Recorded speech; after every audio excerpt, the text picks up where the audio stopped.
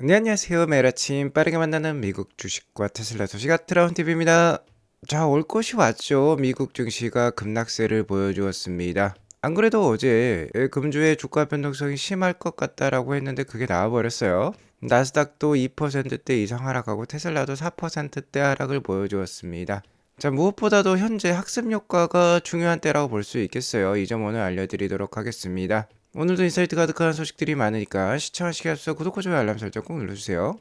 트럼프 대통령이 취임하면서 연초 주가는 좋지 않고 연말로 갈수록 좋은 주가 흐름이 계속 나오는 것 같아요. 일단 올해 연초도 그런 모습을 보여주고 있습니다. 금일 S&P 500은 2%대, 나스닥은 2.4%대나 하락을 보여주었습니다. 최근 상대적으로 강세를 보였던 중소형주로 구성된 러셀 2000은 그나마 좀 적게 떨어졌어요. 자, 문제는 여기 10년물 국채금리가 잘 보여주고 있죠. 치솟고 있는 모습입니다. 최근 1년 중에 가장 높은 수준을 보여주고 있어요. 4점 거의 3%대까지 올라와 버렸습니다. 미국 기준금리는 3.75%인데 굉장히 큰 차이가 지금 벌어졌다고 볼 수 있겠죠. 자, 이렇게 주가가 급락을 하고 국채금리가 올라갔다라는 건 지정학적 리스크가 발생했다라는 뜻이 되겠죠. 역시나 어제 말씀드린 바와 같이 이미 이러한 하락은 예고가 되었었습니다. 주말간 트럼프 대통령은 다시 한번 관세 전쟁을 선언을 했어요. 이제 그린란드를 덴마크로부터 돌려받을 때다라며 이에 반대하는 세력에 관세를 부과하겠다라고 엄포를 놓았죠. 그린란드는 현재 덴마크령이고 덴마크는 뭐 서유럽 국가로서 여기 보이는 서유럽 국가들과 당연히 함께하고 있습니다. EU의 반대에 부딪힐 수밖에 없는 정책이라고 볼 수 있겠죠. 이러면서 트럼프 대통령은 2월 1일부터 10%의 관세를 부과하겠다. 그리고 그로부터 4개월 후에는 이를 25%까지 인상하겠다라고 덧붙였어요. 그러한 발표가 주말간에 나왔고 어제 방송에서 주가 변동성 심할 거다라고 말씀을 드렸습니다. 어제는 S&P 500이 6,940이었는데 역시나 화요일장 시작하자마자 이렇게 갭하락이 나와버렸습니다. 6,796까지 떨어졌어요. 일단 최근 S&P 500의 차트 추이를 보면 여기 보이는 검정색 선을 뚫고 내려오면 좋은 매수 찬스이긴 했어요. 검정색 선을 뚫고 내려올 때마다 이런 식으로 장대 음봉이 나왔었는데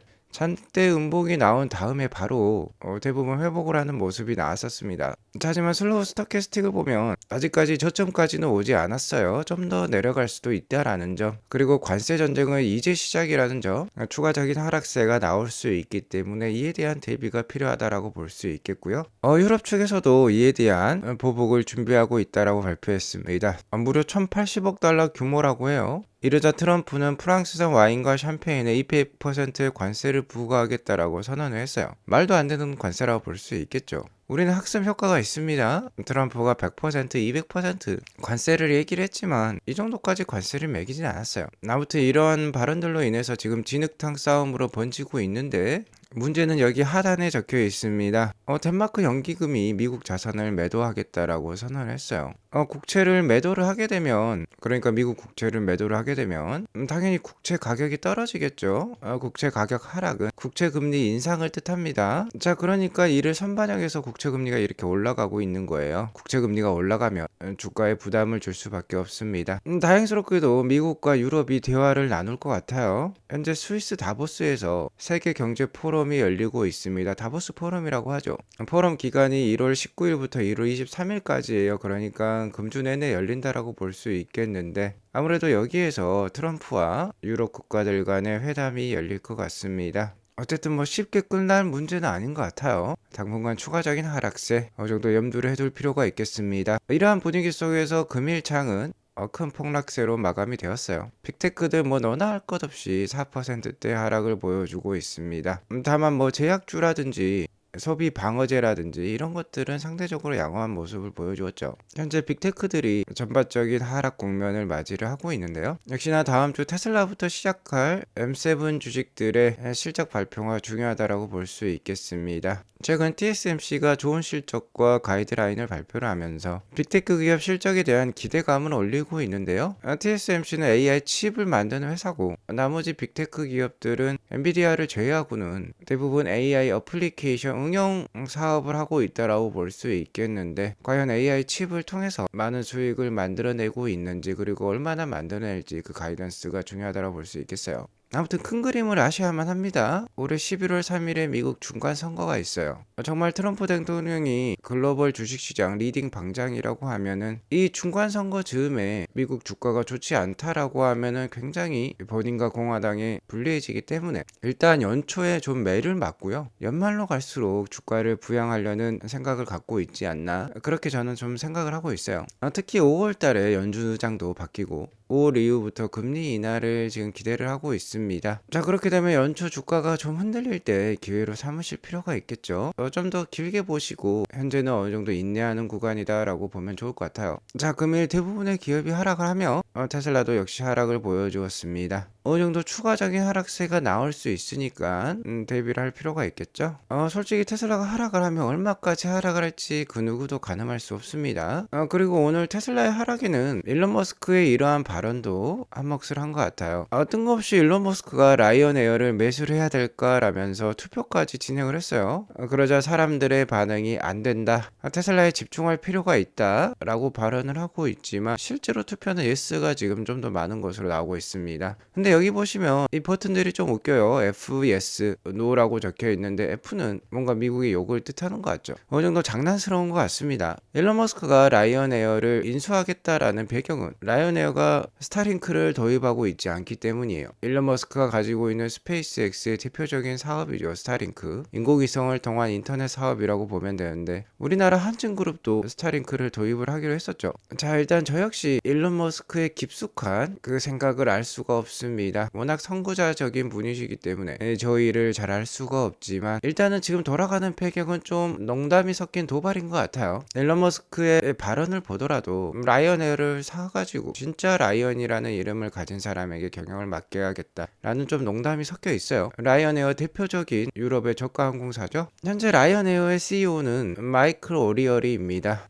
창업자인 라이어 가문이 아니에요. 일론 머스크가 이렇게 발언을 하자 라이언 에어의 CEO는 스타링크 안테나를 설치하면 공기 저항 때문에 연료비가 연간 2억 달러나 더 든다라고 합니다. 일론 머스크를 향해서 돈은 많지만 바보다라고 발언을 했어요. 이러니까 일론 머스크가 가만히 있겠습니까? 오리오리를 멍청이라고 맞받아쳤고 그를 해고해서 새로운 CEO를 앉혀야 된다는 뜻이 되겠어요. 자, 하지만 이게 무서운 거죠. 뭐가 무섭냐? 일론 머스크의 트위터 인수도 이렇게 시작을 했었어요. 트위터를 사야 할까? 라는 설문조사를 올리거나 얼마면 살 수 있느냐라고 뭔가 농담 섞인 듯한 발언이었었는데 실제로 사버렸었죠. 솔직히 라이언 에어와 일론 머스크가 운영하고 있는 회사의 공통점을 찾기는 좀 어려워요. 특별한 시너지도 없을 것 같습니다. 아무튼 라이언 CEO 가만히 있지 않았어요. 일론과 X에 있는 그 추종 세력들에 대해서 이디엇이라고 표현을 하고 있습니다. 바보란 뜻이죠. 이러한 바보들을 위해서 좌석 세일을 하겠다. 편도당 17유로밖에 들지 않는 우리 돈 뭐 2만 원을 좀 넘는 수준이죠. 이 수준의 10만 개의 시트 좌석을 팔겠다라고 얘기를 했어요. 일론 머스크가 좌석을 사버리기 전에 얼른 사라라고까지 얘기를 하고 있습니다. 일단은 그렇게 크게 우려하실 필요는 없을 것 같아요.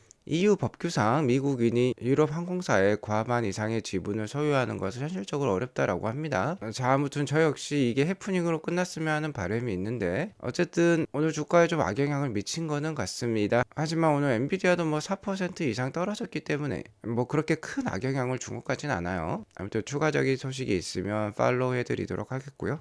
자, 이러나 저러나 트럼프와 일론 머스크가 계속해서 기회를 주고 있습니다. 올해는 테슬라에게 있어서 역사적인 해라고 말씀을 드리고 있습니다. 특히 4월달 사이버캡이 대량 양산이 시작을 하게 되면 테슬라의 실적의 그 체질은 바뀔 거라고 말씀을 드렸어요. 자, 이러한 사이버캡이 계속해서 오스틴 시내를 활보하고 다니고 있습니다. 여기 보시면 사이드 미러가 없어요. 리어 미러가 없는 상태에서 다니고 있다라는 건 자율주행으로 다니고 있다라는 뜻이 되겠죠. 이러한 사이버급 생산이 이제 100일도 채 남지 않았습니다. 테슬라의 혁신적인 언박스 제조 공정이 처음으로 적용될 예정에 있죠. 현재 글로벌 베스트셀러인 모델 Y는 34초에 한 대씩 나오고 있습니다. 이것도 대단한 속도라고 볼 수 있는데 언박스 제조 공정이 적용이 되면 이 사이버캡은 10초 이내에 한 대씩 생산이 될 예정에 있어요. 장기적인 목표는 약 5초 이내로 단축하는 것이라고 합니다. 일단 올해 이 사이버캡이 나오면 AI4 하드웨어가 달려 있을 거예요. AI5 칩은 올해 연말부터나 생산이 될 예정에 있기 때문에 AI4가 이 사이버캡에 들어갈 예정에 있는데 다행스럽게도 일론 머스크가 현재 쓰고 있는 AI4 칩, 현재 출고되고 있는 모델 3, 모델 Y에도 이 칩이 들어가죠. 이 칩만으로도 비감독 자율주행 달성할 수 있다라고 컨펌을 해주고 있습니다. 그리고 언슈퍼바이즈드 FSD가 이 사이버캡이 나오는 시점과 동시에 달성될 가능성이 높아 보이는데요. 그렇게 되면 현재 글로벌에 테슬라가 800만 대 이상 보급이 되어 있는데 대부분의 차량이 로보택시와 같은 사업을 할 수도 있는 거예요. 자, 이에 대해서 일론 머스크가 얘기를 하고 있습니다.